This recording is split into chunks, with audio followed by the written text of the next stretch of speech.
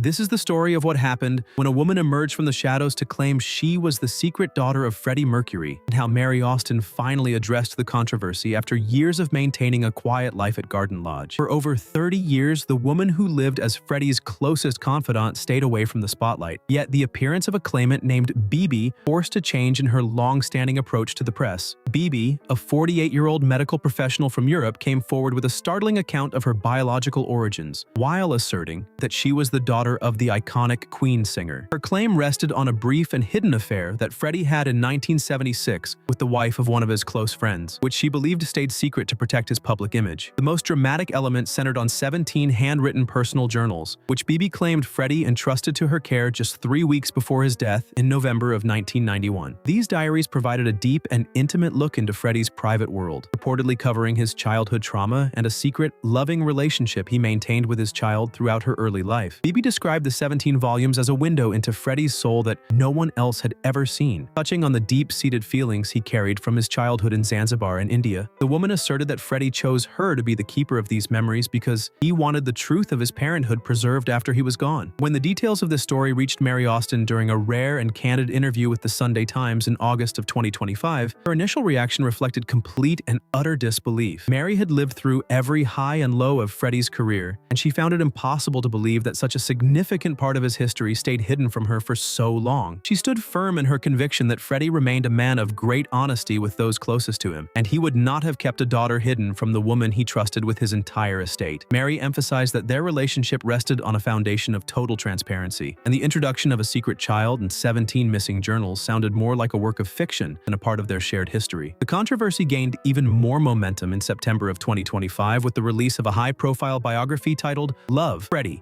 Mercury's Secret Life and Love, written by the experienced journalist Lesley Jones. Jones stated that she obtained DNA evidence and a 41-page document that Bibi shared with her in 2021, which aimed to provide physical proof for the paternity claims. This book functioned as a major challenge to the traditional history of Queen, suggesting that the public understanding of Freddie's life missed an important piece of the puzzle. The narrative within the biography did not just focus on the paternity claim, but also acted as a critique of Mary Austin's position as the sole protector of Freddie's physical and historical estate. The release of the book added another layer of complexity to the situation, as it forced the remaining members of Queen to defend their version of the past against these new and sensational accusations. Brian May and his wife Anita Dobson reacted quickly, expressing deep frustration with the way the narrative appeared and suggesting it was a disrespectful attempt to capitalize on Freddie's fame. The legendary guitarist was particularly vocal in his dismissal of the story, labeling the entire affair as fake news and describing the idea of Freddie having a secret child as completely inconceivable. Band dynamics made secrets of that magnitude impossible to keep for nearly 20 years of constant touring and recording, according to the Queen co-founder. Peter Freestone, who served as Freddie's personal assistant for 12 years and remained a constant presence at Garden Lodge, also stepped forward to provide his perspective on the matter. His testimony confirmed that in all his years of managing the household and organizing Freddie's personal effects, he never once encountered any sign of the 17 journals described by Bibi. Managing Freddie's home and personal affairs meant he would have certainly known if such a large archive stayed on the premises, yet he never once saw any such collection of diaries. This first-hand account added a layer of factual resistance to the claims in the book, yet the debate continued to simmer. Peter Freestone remembered the hushed and heavy mood inside Garden Lodge during November of 1991, when Freddie stayed close to a tiny circle of friends who never left his side. He found the idea of an outsider slipping into the house to collect a secret archive impossible, yet the book still managed to fracture the fanbase. People started to question if certain chapters of Freddie's life had been kept hidden even from those who lived in his home. Everything changed on January 15, 2026, when the woman making these claims passed away at 48 years old. Her husband Thomas soon confirmed she had been fighting a rare spinal cancer called chordoma, and the result was that her death left the entire mystery at a standstill. Because she could no longer offer evidence or speak for her own cause, the public felt a heavy sense of frustration that the full story might be gone forever. Without any legal or biological proof left behind, the pressure mounted for Freddie's inner circle to provide some kind of final answer, which meant a deep silence lasted for weeks as fans waited for Queen's reaction. This uncertainty eventually pushed Mary Austin to break her long-standing rule of absolute privacy. 1 month after the news of the passing, Mary decided she had to address the situation and defend the legacy she had protected for so long. She had spent decades avoiding reporters and cameras, but she felt a duty strategy to end the speculation out of love for the man she still called her best friend. Mary Austin stepped forward on February 15, 2026, to issue a formal statement from Garden Lodge, which is the Kensington estate where she has lived for decades. Her goal was to ground the history of Freddie Mercury in real facts rather than letting gossip take over his legacy. Since the start of 2023, Mary had been organizing the massive archive at the house, and that meant looking at every single letter and personal possession the singer left behind. This thorough search through his most private belongings turned up nothing to support the claim of 17 secret journals, and she found no evidence that a child ever existed. By relying on the physical reality of the estate instead of rumors, Mary provided a firm answer to the stories published in the controversial biography. She spoke with conviction when she told the world that she was simply not the guardian of a secret that massive. If Freddie had been a father, Mary believed he would have shared that joy with her and his parents. Jer and Bomi Bulsara, a man who loved his family as much as Freddie did, would never have kept a grandchild or a daughter away from the people he cared for most. The idea of 17 hidden journals seemed impossible to Mary because Garden Lodge was a busy home where such a large collection of writings could never have stayed hidden. This moment signaled a change for Mary as she transitioned from being the protector of his secrets to the curator of his actual history. She felt that the only way to guard the dignity of her late friend was to present the truth exactly as it appeared within the walls of his own home. Hearing from Mary offered closure to many fans because her voice carried the weight of 50 years of loyalty and direct experience. Her words were not meant to attack the woman who made the claims, but she felt it was necessary to keep Freddie's memory tied to his real actions. The statement from Garden Lodge reminded everyone that the most reliable evidence usually sits in the quiet corners of a home rather than in a tabloid headline. Mary wanted the world to know that Freddie was a complex person, but he was never a man who would deliberately deceive the people he loved. Before we continue into the reveals found within Freddie's private notebooks, do you feel Mary Austin's decades of devotion make her the most reliable guardian of his private history? Share your thoughts in the comments below. If you are enjoying this story so far, hitting like and subscribing really helps us keep making content like this. Now, let's carry on. The announcement of a landmark book titled A Life in Lyrics served as both a celebration and a necessary correction to the narrative surrounding Freddie. This volume will arrive on September 1st of 2026, which is a date chosen to honor what would have been the 80th birthday of the legendary singer. Mary Austin sees this project as the highest expression of her duty as a curator because it gives the public a direct look at the physical evidence of how Freddie actually worked. These pages come straight from the private archives she protected for decades, featuring personal notebooks and unreleased lyrics that were previously hidden from the world. For the first time, fans can study the alternate drafts of hits like Bohemian Rhapsody and Don't Stop Me Now, which highlight his incredibly meticulous approach to songwriting. The manuscripts are covered in crossed-out lines and hurried notes that trace the evolution of his music from the first rough ideas to the final recordings. By releasing these documents, Mary aims to show the driving creative force behind his career and present him as a dedicated artist who agonized over every single syllable. These genuine manuscripts offer an intimate look at his genius, but they also serve as solid physical proof against the stories about 17 volumes of secret journals. Mary is grounding his history in something tangible and verifiable by showing the simple, plain notebooks that the singer actually used during his life. These artifacts reveal a man who never stopped creating, yet they contain none of the hidden family secrets that Bibi claimed were locked away for over 40 years. They instead tell the story of a musician who found immense joy in the act of creation and shared that journey with his bandmates and his inner circle. The release of A Life in Lyrics is meant to be the definitive word on his private writings, shifting the public focus away from gossip and back to his art. Mary believes that sharing these documents fulfills his own wish to be remembered as an artist above everything else in his life. These notebooks are deeply personal but remain entirely focused on the craft of songwriting, which proves his most intimate moments were spent with a pen and paper. The statement from Garden Lodge has had a lasting impact on the Queen fan community and helped stabilize the historical record for future generations of listeners. This resolution to the paternity claims is a reminder of how fragile a legacy can be, especially when a lack of information allows sensational stories to grow. Mary used her intervention to show that the real story of Freddie Mercury is found in his openness with loved ones rather than in hidden diaries or claims. She remains firm in her stance that he lived with an honesty that left no room for secret families, and her words brought peace to many fans. This recent period of uncertainty proved that preserving a celebrity's life requires constant vigilance and a total commitment to the truth, even when it is difficult to speak. There is now a renewed appreciation for the work she does to protect the Garden Lodge archives as the world prepares for his 80th birthday celebrations. Her dedication to keeping his memory accurate and respectful ensures he is remembered for the music, the legendary performances, and the genuine relationships that defined his time. The archives at Garden Lodge are a sanctuary of his true history where every single scrap of paper tells the story of a man who gave everything. Both Brian May and Roger Taylor have supported her recent openness, which allowed the band to focus on his upcoming birthday milestone without the distraction of rumors. The truth of his life is not a mystery that needs solving, but a legacy to be cherished, and Mary Austin remains the most faithful guardian of that flame. By speaking when it mattered most, she ensured the final word on his life is one of clarity and dignity, letting the music remain the most important part. His 80th birthday will be a time for fans to gather and celebrate a life lived fully, knowing that his legacy is in the safest possible hands.